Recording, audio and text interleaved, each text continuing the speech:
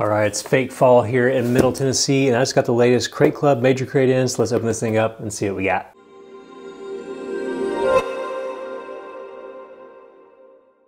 What's up guys, Eric here with At Home in the Future, and I'm back with another Crate Club unboxing. Man, Crate Club has been on a roll this year so far, some really strong boxes lately. If you're unfamiliar with Crate Club, cool subscription, comes in a few different flavors. There's a monthly box, this is the Major Crate. This is the biggest version of that, and there's also the General Crate, which is a quarterly subscription that costs a little bit more, has a little bit more stuff in it and everything. But if you want to get the subscription for yourself, you can follow the link on the screen and down in the description. Not very many spoilers out there, but if you followed last month's box, that was actually one of my favorite boxes we've ever received for just about anything. Really good mix of stuff. So high hopes for this one.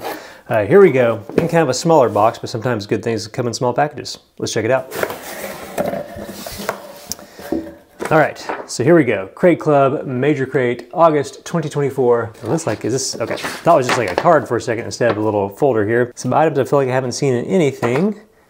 All right, I recognize that one. All right, so let's dive into this thing. I'm gonna take some stuff out and we'll take a look through all of it. Here we go.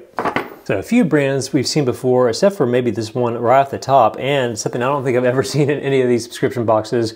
We've got some tea, vanilla flavored black tea, it looks like, from Sasquatch Tea Company. Looks like there's 20 individual tea bags, 50 milligrams of caffeine per 8-ounce cup. So apparently this is some famous stuff. Kings Canyon Cream Black Tea.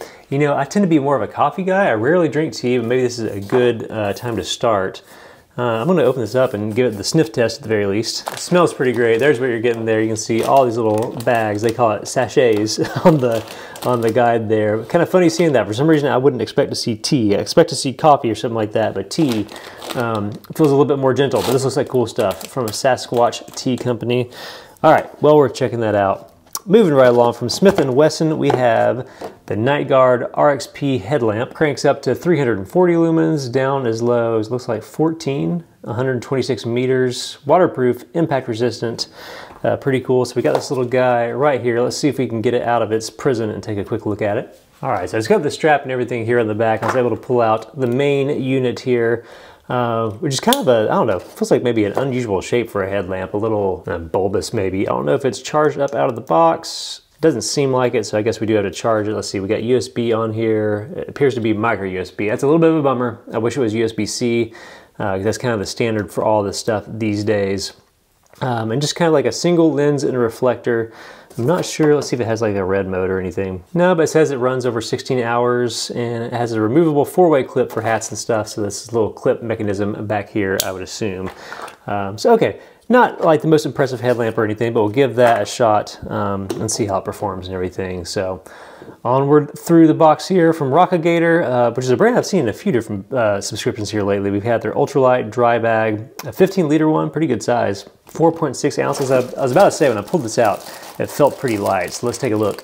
So pretty straightforward dry bag here. I feel like the Rockagator stuff I've seen in the past has been thicker, more robust type stuff. In general, the material in the dry bag up here feels okay. The bottom, the part down here where it's all sealed up and everything, this feels a little thin for some reason to me. But in typical dry bag fashion, put your stuff in here that you don't want to get wet. You just roll it over a few times and you'll cinch it up with the buckle and everything.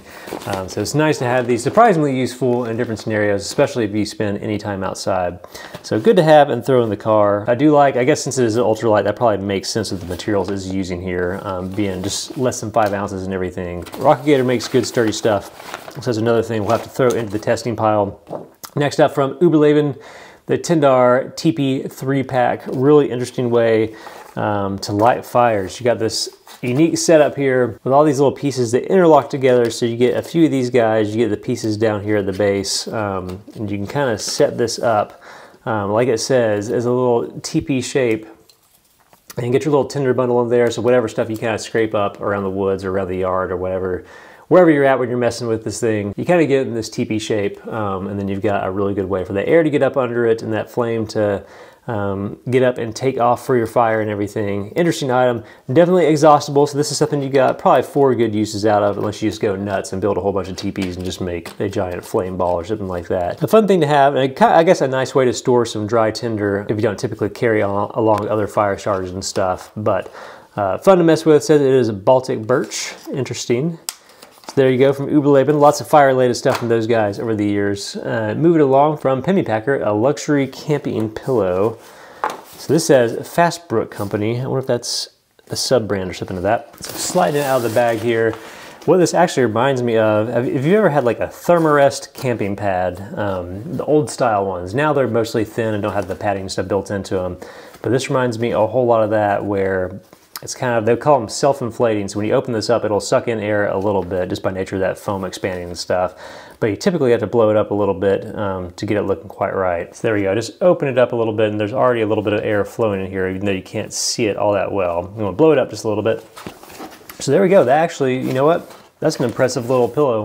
I'm used to camping stuff being really squishy and you lay your head on it and there's really no support or anything, but that's actually more impressive than I thought. And I like the size of it, just about right for a sleeping bag and sleeping bag setup and everything. So that's pretty cool. I haven't seen this one before out there, so dig that for sure. So that's neat. All right, moving right along, Spyderco, a name we always like to see in our subs. We have the Persistence. It's a lightweight combination edge knife.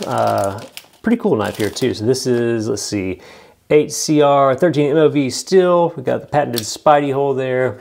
Kind of a little short stubby blade, but nice jimping there on the back. Looks to be a liner lock. And let's see, a clip here. Looks like it is ambidextrous and you can put it all over the place. You got places all over the side. If you've ever had these Spydercos, these are super nice with this like hyper grippy surface.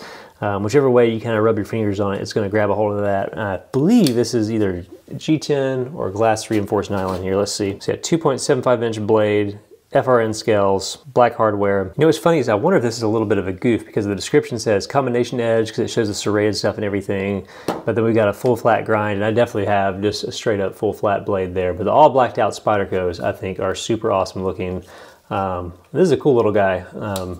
Very nice. Always dig these things. Great to see. Super, super comfortable. If you've never held a Spyderco, they kind of look weird. I get that with the Spidey hole and everything. Have a little bit of a strange vibe for some people. But it's a cool, little stubby, but really nice little EDC blade. Definitely dig that. All right, cool.